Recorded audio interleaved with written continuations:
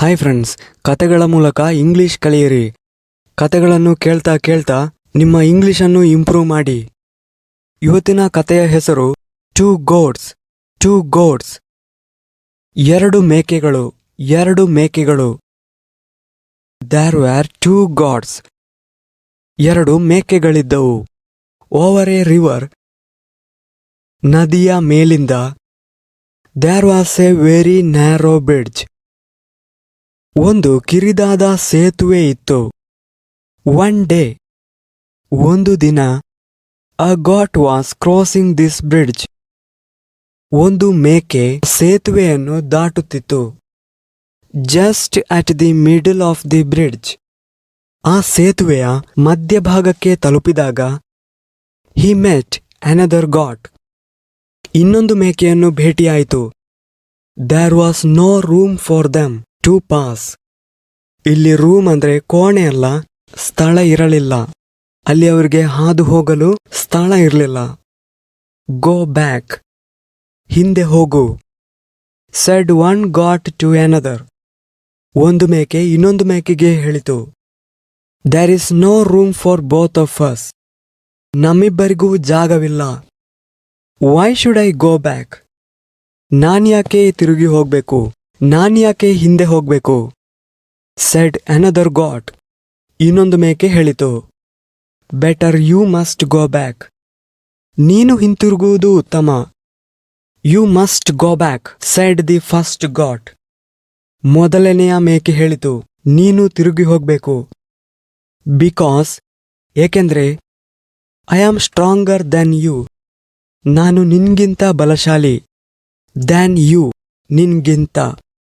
You are not stronger than me. ನೀನು ನನ್ಗಿಂತ ಬಲಶಾಲಿ ಅಲ್ಲ. ನೀನು ನನ್ಗಿಂತ ಶಕ್ತಿಶಾಲಿ ಅಲ್ಲ. Said the second goat. ಎರಡನೆಯ ಮೇಕೆ ಹೇಳಿತು, we will see about that. ನಾವು ಅದರ ಬಗ್ಗೆ ನೋಡೋಣ.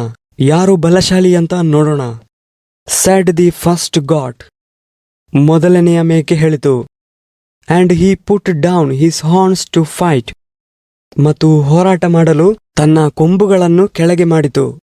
ಸ್ಟಾಪ್, ನಿಲ್ಲಿಸು. Said the second god.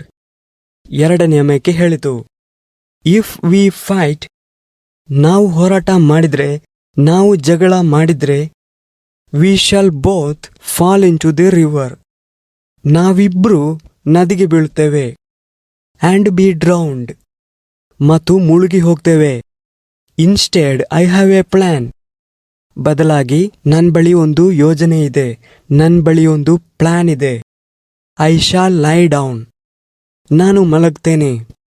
And you may walk over me. ಮತ್ತು ನೀನು ನನ್ನ ಮೇಲಿಂದ ನಡೆಯುವುದು. Then the wise one. ನಂತರ ಬುದ್ಧಿವಂತನಾದ ಮೇಕೆ laid down on the bridge. ಸೇತುವೆಯ ಮೇಲೆ ಮಲಗಿತು. ಆನ್ ದಿ ಬ್ರಿಡ್ಜ್, ಸೇತುವೆಯ ಮೇಲೆ. And the another goat.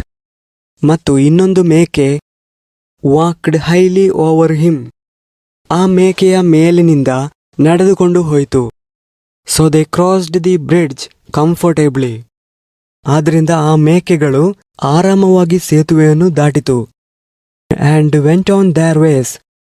ಮತ್ತು ಅವುಗಳ ದಾರಿಗೆ ಹೋಯಿತು. ಅಂದರೆ ಅವುಗಳು ಪ್ರಯಾಣವನ್ನು ಮುಂದುವರಿಸಿತು.